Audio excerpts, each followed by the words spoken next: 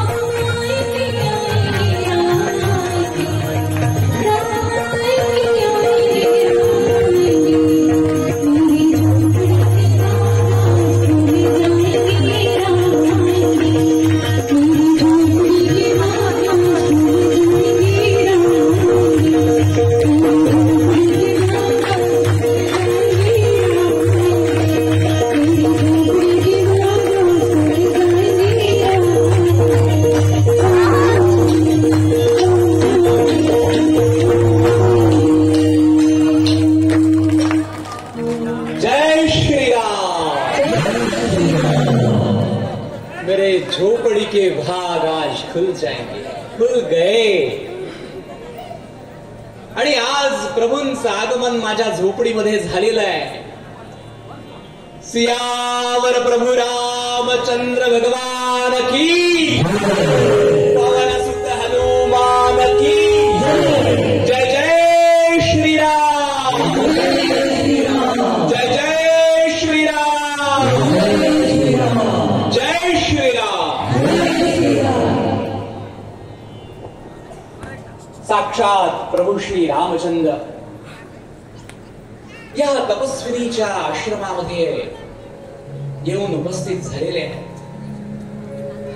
लक्ष्मण भैया रावांना विचारतायत, दादा आपण कुठे आलो आहोत, इथे कोण आहे? हा संपूर्ण आश्रम तर मला निर्मनुष्य दिसतोय. अतिशय सुंदर पुण्य पावन असलेला हा आश्रम, कुणी आहे का इथे नक्की?